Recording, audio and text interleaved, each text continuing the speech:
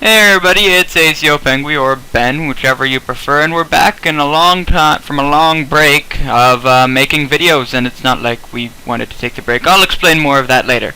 But we're back with a Stomper Endermage Tower Team combo thing, and it's gonna be so much fun getting all the snowballs at the beginning. So let's start off with a classical feature of our channel. The fun fact of the day is the shortest complete sentence in the English language is the word go. Isn't that interesting? See, I just taught you something new today. That's just awesome, isn't it?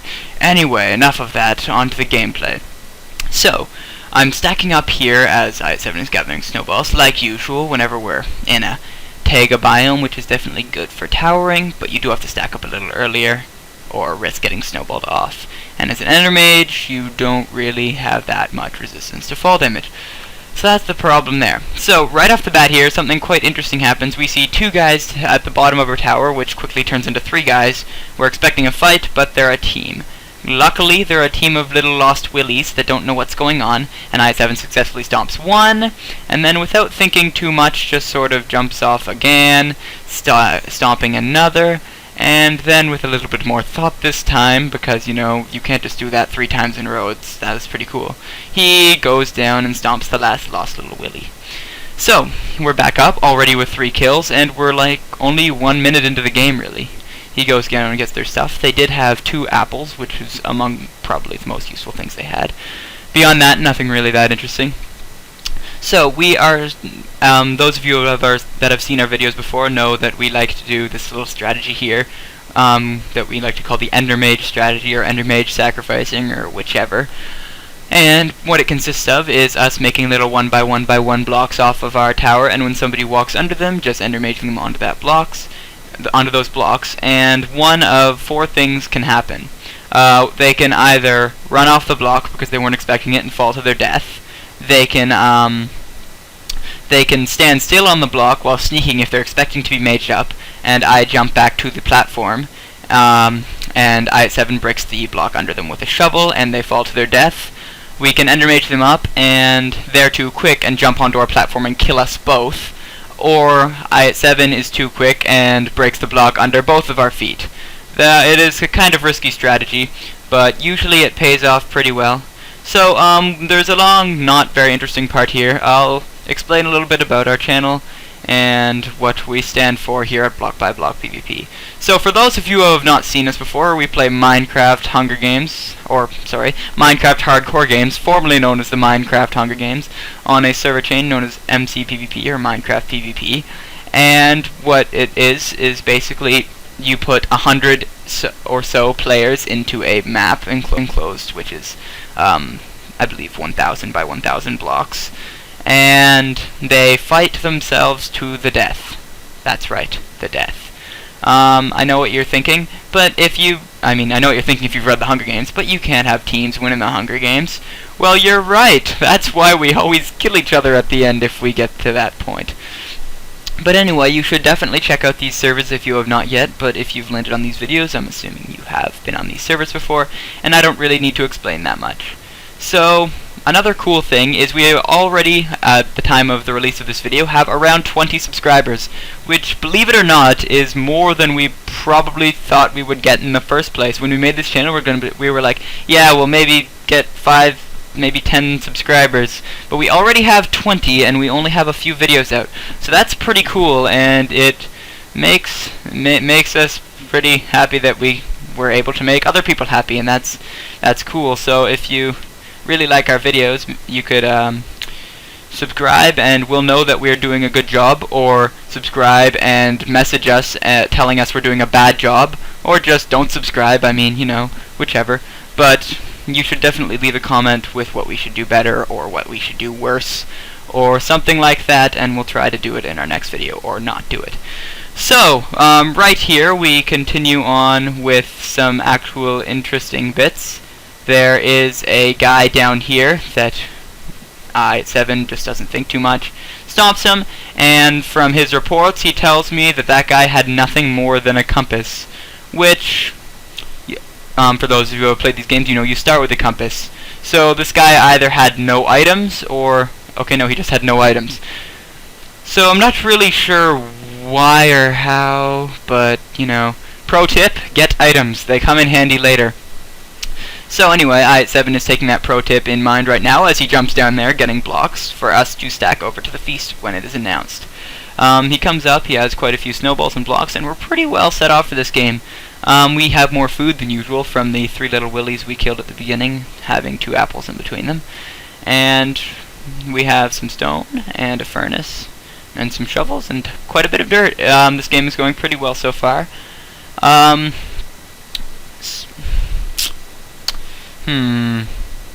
Moment of silence. Moment over. I don't know what I was having a moment of silence for, but I really hope it, helps with... Maybe I should just stop talking. No, that would be another moment of silence. We can't have any of those. We can't afford any of those. Ever. Anyway, as we're stacking over to this lumberjack guy who has made his tower out of lumberjack material... Okay, that was a little bit of a messed up moment for me. Wood. I7 kills him without too much of trouble, as he doesn't really expect him to fall through the roof, evidently, before he broke it himself. So we run back across this worm dirt, and get back to our platform. And I7, here's a very good way of getting dirt if you're too scared to go down. You just stack down on your tower. This is beneficial because it gets you blocks. You leave a little bit of a stub so your your little pet Stomper can still find his way home in the night whenever he jumps down. And people can't use a water bucket strategy to get up. I don't know if any of you know about that strategy. I'm sure some of you do. It's a pretty popular strategy where you take a water bucket and put it like 4 blocks above your head and swim up to the top, and then quickly take it and put it another 4 blocks above your head. And using Minecraft's totally realistic water physics, you can manage to make it to the top of the tower very quickly. This is very good for countering tower teams with new players in them. So I7 is down getting more blocks because you can never really have enough blocks. In a game we played before this that we didn't exactly win and was not very interesting, we actually managed to get about almost a single chest full of blocks from stomping one guy. It was... I'm not really sure, but what he was doing, I don't even think he was the worm kit, which instantly breaks dirt whenever you click on it. Pro tip, dirt is good, but other blocks are good too. Like, wood and swords and stuff, because eventually you're going to need to fight people, and unless you're the Kea kit, which makes traps out of dirt and grass, then dirt is not really a weapon. So, we are trying to convince this guy, well, not trying, but he accused hacking, so we're, trying to just play around with that, and it's always fun to play around with hacking. I mean, not that we're hacking, that came out wrong. I mean, if someone accuses you of hacking, why deny it? Just play along, even if you're not hacking. It makes for some fun times. So anyway, this is demonstration of the Endermage sacrificing in action, where I jump back to the platform and he falls to his death, which getting us some pretty nice items. He did not have armor, but he did have some cool stuff, among those pumpkins, which are totally useful in the Hunger Games. So we make a chest here for the materials that are not all that useful at the moment, and we set up that platform again for future killing, and it does sort of come in handy later, as you will see. Anyway, about why we haven't been uploading videos a lot recently, our internet is not that good, and well, if we upload a video, it basically takes down our internet for an entire day, which is not very pleasant for anybody in our household. Happy Halloween, everybody. Yeah, in our household, and there are a lot of us that like to use the internet, and sometimes whenever, it's down, we get a little cranky because our internet's down, and so we don't like to do that anymore. But we have found a way around this. You know who has good internet? Schools have good internet. You know who has laptops? We have laptops. You know who can bring laptops to school and upload videos to YouTube? We can! So we're either going to do that or upload them overnight now that I have a computer in my room and it won't be on where everybody else sleeps and distracting everybody. So this guy comes back for more, so we endermage him up, trying to do the strategy again. And we knock him down, succeeding in it. However, he is the kangaroo kit, which prevents you don't take a lot of fall damage. I believe the maximum is 4 hearts from any height. So he is sort of our worst enemy. Any kits that prevent fall damage are really. Among these are Stomper, the turtle kit. Stomper is what I7's playing. The turtle kit, if you hold shift, you only take 1 heart of damage, and if you hold shift and block, you only take half a heart of damage. And the other kit, which we just saw demonstrated, was the kangaroo kit, which gives you a double jump and prevents fall damage. Well, most of it. So anyway, as we just noticed the feast was announced in 3 minutes, and apparently so did he, because he made a break for it. I guess we missed the 5-minute mark, and well, you know, we missed the 5-minute mark. So so the feast, you guys have told us in the past to not speed up the feast, and I know, I don't really know why, especially, well, I mean, if we're in PvP, I get it, you get to see the battles and stuff. But if we're in a tower, you don't really get to see the loot and the feast and all that. So we did listen to you guys and slow it down. Still not 100% sure why, but that's totally, if that's what you guys want, we are here to please, and please we shall attempt to do. So when the feast starts, we slow down the footage so you can see everything there.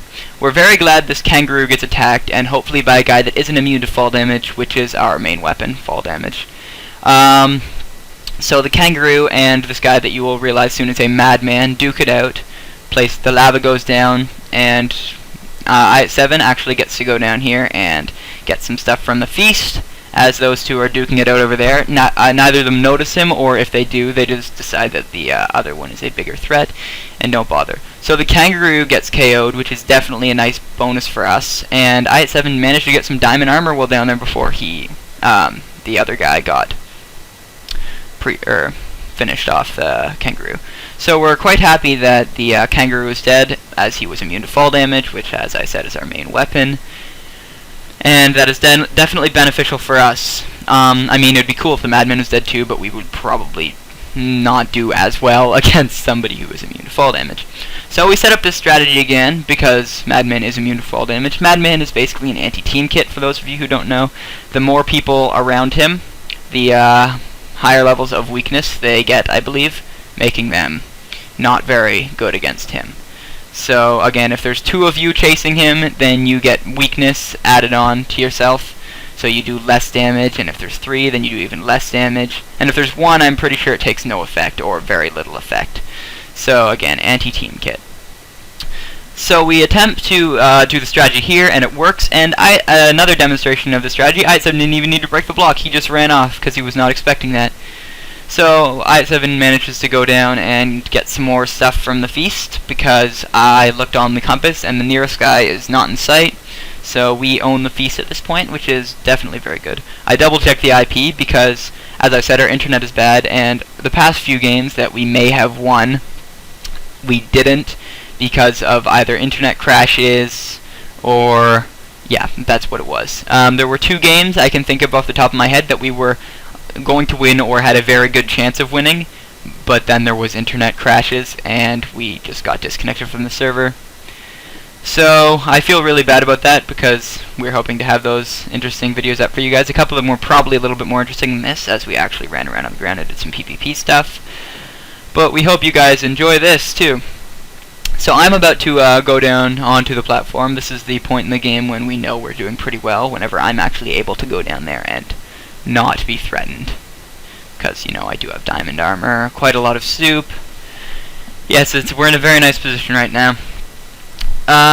So the best way to get down from the tower, in my opinion, I mean, maybe not the best way, but the most fun way is just using an ender pearl. I7 goes first so he doesn't actually accidentally stomp me, but the ender pearl will, as you'll see in a second. For those of you who don't know, again, ender pearl does 2.5 hearts of damage regardless of your armor whenever you use it. It does teleport you to that location though, so it's not great in PvP, but if you just need to get somewhere quickly, it's pretty useful. So there's quite a lot of TNT in this feast, so as you know, we love blowing up feasts after we have gotten all the stuff from it. So other people don't get stuff that we may have either overlooked or just decided we didn't need because we had an upgrade. I.e., there might be an iron chestplate in the feast, but we might have diamond chestplates, but an iron chestplate still might be useful to somebody else, so we don't want them to have that. So we light it and we block, because I think I may have told this story in the past, but this one time we were definitely going to win a game. We had like almost full diamond armor from the feast, and whenever we were blowing up the feast, I wasn't blocking, and a TNT flew square at me and exploded right on me, which actually instant killed me. So I don't remember if I7 won that round solo. He probably did, because we were in a very good position, but I couldn't upload that one for you guys, obviously, since I'm the one recording, and we didn't get to the very end of the recording. So that was quite unfortunate, but that is why you should always block whenever you're blowing up the feast with TNT. So we're hunting down a guy here through this tag. We're having a conversation with him because, you know, why not? It's fun with the last few guys. Wouldn't that suck if I was killed by that creeper? Yeah. So anyway, I7 gets distracted by the shiny lava over there. Whereas I run on and find this guy. So I was quite frightened at first, but I found out, wait, he only has iron armor and a non-enchanted sword, where I have diamond armor and an enchanted sword. By the way, this sword has sharpness 1. I don't think I said that earlier. So I managed to get a crit on him there, which will probably do a lot of damage with the sharpness 1 iron sword. And he stops here for whatever reason, where I managed to kill him. Now, if you look at the items in his inventory, you can tell that he wasn't soup fighting, and although many of you may be laughing at that, I actually have great respect for that. As you may know, I'm honestly not a big fan of the idea of soup fighting. I mean, I do it because you can't really win games without soup fighting, but I think it's just a little bit overpowered, meaning I know from a fact I have beaten a guy with full iron armor and no soups when I had soups and no armor. He had an iron sword, I had a stone sword, and I still managed to win, which normally in Minecraft would not be possible. There just seems like there's a little bit too much emphasis on go get soup, and not enough on the actual bits of Minecraft. And I know that's really, I guess the word would be, sounds kind of dumb from people that are Stomper Endermaging, which has nothing to do with Minecraft at all. But there are counters to it where there's no like kit that blocks soup and stuff. I don't know, I think it's silly, that's my opinion. Everybody has theirs, I get it. It's fine. So anyway, this guy leaves the game, the last guy we have to kill. And so we're really freaking out here and hoping our internet doesn't crash, because again, as I said, it has in the past as we are about to win. And right up here, you'll notice that it says he has disconnected for too long and forfeit. So we have finally won one after a weekend of trying to get a video up for you guys, and that's great. Now last night I recorded all of this and edited all the footage again, and then the program crashed, so I had to do it again today. So that's why we didn't get the footage for you on Monday, sadly. But we'll have it up for Tuesday, so that's definitely good.